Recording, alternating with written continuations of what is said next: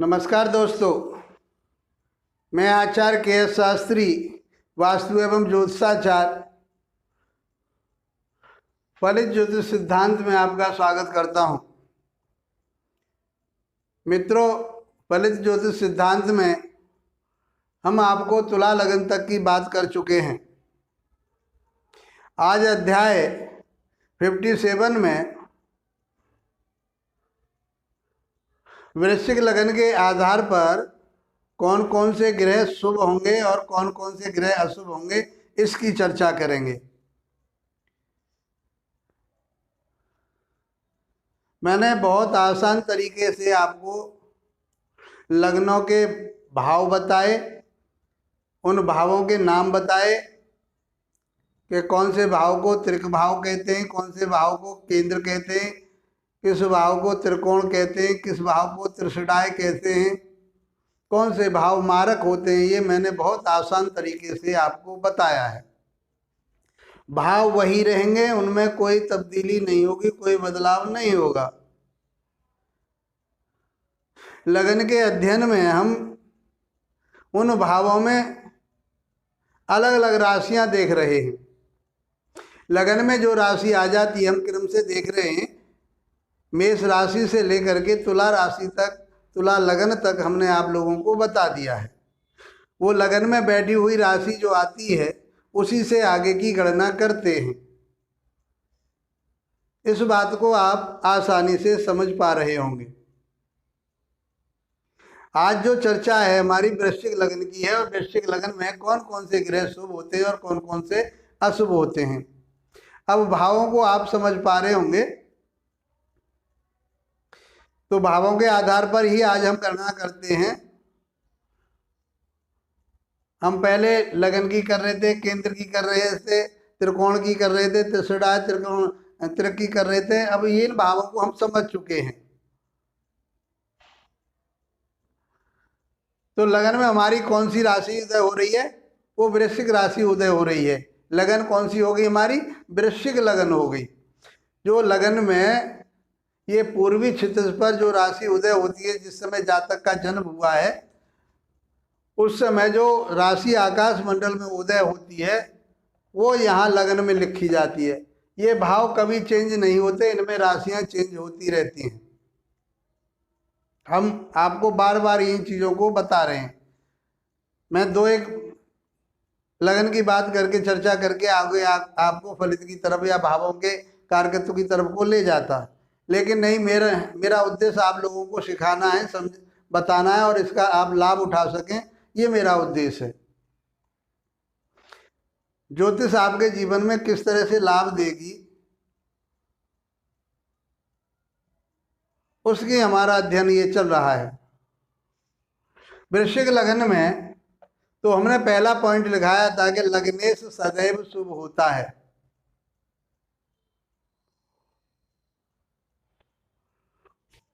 कुछ लोगों ने हमसे पूछा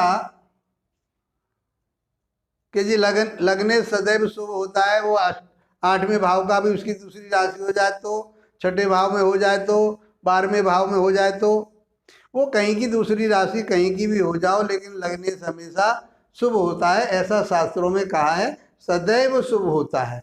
अर्थात कोई भी कंडीशन उसके साथ नहीं लगती कि वो दूसरी राशि उसकी कहाँ बैठी है, वो शुभ ही माना जाता है। इसलिए वृश्चिक लगन के जो स्वामी होते हैं वृश्चिक राशि के, वो मंगल होते, तो हमने मंगल को शुभ कैटेगरी में लिख दिया। नंबर 2 पे हम पहुंचते हैं, तो ये हमारा मारक भाव कहा जाता है। देखिए, अब भावों के आधार पर ही चल रहे, हम जैसे पहले बता रहे थे, उन्हीं बातों को अब समझिए आप। ये हमारा दूसरा भाव है। दूसरे भाव की राशियाँ, 12वें भाव की राशि जो दूसरी जगह बैठती हैं, चाहे वो त्रिकोण में बैठे चाहे केंद्र में बैठे, उसके अकॉर्डिंग वो फल देते हैं ग्रह। लेकिन ये मारक भाव कहे गए हैं, क्योंकि हम साथ ही साथ बता रहे हैं। हम मारक को अलग बता भी देंगे आगे चल करके कि इनको मारक क्यों कहते हैं। लेकिन आप ये समझ के चलिए इसमें कि ये दूसरा भाव मारक होता है और 7वां भाव मारक होता है। 7वां भाव जो होता है ये अधिक मारक होता है, दूसरा भाव जो है वो कम मारक होता है, लेकिन मारक वो भी होता है। अब मार्केश का अंतर्दशा दशा आ जाए तो उसमें मृत्यु या मृत्युतुल्य कष्ट होता है, ऐसा शास्त्रों में बताया है। तो इसलिए इनको अशुभ ही माना जाता है, तो हम इसको अशुभ ही मान के चलते हैं। तो ये मारक भाव के स्वामी, दूसरा भाव कौन किसका हो गया? धनु राशि है वहाँ पर, और धनु की दूसरी राशि कहाँ है? वो त्रिकोण में है, तो यहाँ से शुभ हो गया और यहाँ से सम हो जाते हैं वो ग्रह। लेकिन ये कौन सा भाव बताया हमने? मारक बताया, तो इसके लिए गुरु के लिए हम मारक भाव में लिख देते हैं। ये मार्केश भी है आपका, इस कुंडली में ये मार्केश भी है, वृश्चिक लग्न की कुंडली में। अब तीसरे भाव पर आते हैं। तीसरा भाव अशुभ बताया, 3, 6 और 11 भाव अशुभ होते हैं। 6, 8, 12 भाव दुख स्थान होते हैं। ये बिल्कुल आप नोट कर लीजिए इस बात को। मैंने बार बार उन्हीं सिद्धांतों को लेकर के चल रहे, 12वीं राशि तक आपको, मीन राशि तक बताऊंगा। बहुत दिमाग में अच्छी तरह से ये चीज़ें बैठ जाएंगी और आपको सिद्धांत भी याद हो जाएंगे, जो मैं बार बार आपको कह रहा हूँ। तो इसका ये है कि आपको वो याद हो जाने चाहिए। तीसरा भाव अशुभ माना गया है, तो यहाँ के बारे में ये कहा है, तीसरे भाव के बारे में और छठे भाव के और 11वें भाव के बारे में, यदि शुभ ग्रह है तो शुभता देता है, अशुभ ग्रह तो अशुभता देता है। ये हम आगे बताएंगे कि कब शुभ होगा कब अशुभ होगा, इसलिए हम थोड़ा सा इसी मिश्रण में लेकर के चल रहे हैं। जबकि ये अशुभ ही भाव होते हैं, इनके स्वामी भी अशुभ होते हैं, लेकिन किस कंडीशन में वो शुभ हो जाते हैं ये हम आगे जब फलित करेंगे, जब विश्लेषण करेंगे तो वहाँ बता देंगे और ये क्लियर हो जाएगा आपको। तो शनि कैसा बताया था हमने? नैसर्गिक रूप से अशुभ ग्रह है, वो पापी ग्रह है। तो तीसरे भाव का स्वामी होने के साथ साथ वो क्या हो गया? वो पापी हो गया, अशुभ हो गया। लेकिन वो कहाँ का स्वामी है? चौथे भाव का भी स्वामी है। चौथा भाव का है? यहाँ सम हो जाते ग्रह, यहाँ पर केंद्र में सम हो जाते ग्रह, ना वो शुभ फल देते ना अशुभ फल देते, वो शुभता को खो देते हैं और अशुभ ग्रह अशुभता को खोल देते हैं, न्यूट्रल हो जाते हैं। तो यहाँ से न्यूट्रल हो गया, यहाँ से अशुभ हो गया, तो इसमें शनि क्या हो गया? अशुभ ग्रह हो गया। आसान तरीके से इसकी बात हो गई शनि की। अब आते हैं हम 5वें भाव पर। 5वें भाव में क्या है? मीन राशि है और मीन राशि के स्वामी गुरु होते हैं, और ये 5वां भाव त्रिकोण का कहा गया है। तो त्रिकोण के लिए क्या कहा है हमने सिद्धांत में? जो बताया आपको कि त्रिकोणेश हमेशा शुभ होते हैं। तो यहाँ गुरु कैसा हो गया? शुभ हो गया। एक तरफ वो मार्केश है और एक तरफ वो शुभ है, तो ये शुभता तो देगा। गुरु अपनी दशा अंतर दशा में संतान भी देगा, विद्या भी देगा, और आपको ज्ञान विवेक देगा। यहाँ का भी मालिक है तो धन देगा, और परिवार से धन संपत्ति प्राप्त होगी आपको, परिवार में अच्छा मिलेगा, धन भी प्राप्त करेंगे। और लेकिन वो मार्केश है तो अपने कार्यकर्ता को भी नहीं छोड़ेगा, उस पीरियड में वो अपना अनिष्टकारी फल भी देगा। मान के चलिए जब हम करेंगे समझाएंगे विश्लेषण में, आप आसानी से समझ पाएंगे। तो गुरु कैसा हो गया हमारा? शुभ हो गया, यहाँ से मार्केश और यहाँ से शुभ। अब आते हैं हम छठे भाव पर। हम भावों के आधार पर चल रहे हैं, भावों को आप समझ चुके हैं, किस भाव को कौन कौन से भाव शुभ होते हैं, कौन कौन से अशुभ होते हैं, ये हम आपको बता चुके हैं। छठा भाव अशुभ बताया, दुख स्थान बताया। यहाँ के स्वामी कौन है? यहाँ के स्वामी मंगल हो गए, और मंगल कौन है? लग्नेश है, तो इसकी चर्चा करनी बेकार, क्योंकि लग्नेश सदैव शुभ होता है। अब आते हैं हम 7वें भाव पर। 7वां भाव हमने क्या बताया? अब सम और सम को उसको छोड़ दीजिए, दूसरा और 7वां भाव हमने मारक बताया, और दूसरे 7वें भाव में राशि हमारी कौन सी? वृष राशि है, और वृष राशि के स्वामी कौन होते हैं? शुक्र होते हैं। तो शुक्र क्या हो गया? मार्केश हो गया, मारक भाव का स्वामी हो गया, तो वो मार्केश कहा जाएगा। अब आते हैं हम 8वें भाव पर। 8वां भाव दुख स्थान, सबसे ज्यादा दुख स्थान होता है इस पूरी कुंडली में। यदि कोई दुख स्थान है सबसे ज्यादा तो कौन सा है? ये 8वां भाव होता है। इसे मृत्यु और आयु दोनों देखते हैं इससे। तो और दूसरी राशि कहाँ है इसकी? दूसरी राशि इसकी जो है वो त्रिषडाय में है, 11वें भाव में। 11वें भाव को भी अशुभ माना गया है। तो ये क्या हो गया? यहाँ से अशुभ हो गया, तो बुध कैसा हो गया? अशुभ हो गया। समझ पा रहे होंगे आप। अब आप पहुंचते हैं 9वें भाव पर, और 9वां भाव क्या होता है? त्रिकोण होता है। 5वां और 9वां भाव त्रिकोण होता है, और त्रिकोण के स्वामी हमेशा शुभ होते हैं। ऐसी इसके बारे में हमने आपको बता चुके हैं। तो चंद्रमा कैसा हो गया हमारा? वृश्चिक लग्न की कुंडली में चंद्रमा भी शुभ हो गया। अब बात करते हैं 10वें भाव में। 10वां भाव किस में आता है? ये केंद्र, उसमें केंद्र में आता है। पहला, चौथा, 7वां और 10वां भाव केंद्र में आता है। इसकी बात छोड़ दी हमने, इसकी बात छोड़ दी। ये लगने से इसलिए इसकी बात छोड़ दी, ये तो शुभ होता है। इसकी बात इसलिए छोड़ी जाएगी क्योंकि ये मार्केस है, तो मार्केस में ही लिखा जाएगा, कोई भी ग्रह हो। अब रह जाती है बात इनकी। तो ये दोनों ग्रह कैसे हो जाते हैं? सम हो जाते हैं। दोनों भाव के, चौथे भाव के और 10वें भाव के स्वामी कैसे? क्रूर है तो भी सम, और शुभ है तो भी सम हो जाते हैं। तो हम इस सूर्य को सम में लिख देते हैं। लेकिन एक बात और समझने की है कि सूर्य जो है मंगल का मित्र है। यहाँ शनि इसका सम हो जाता है, शनि इसको शत्रु मानता है और ये इसको, मंगल इसको सम मानता है।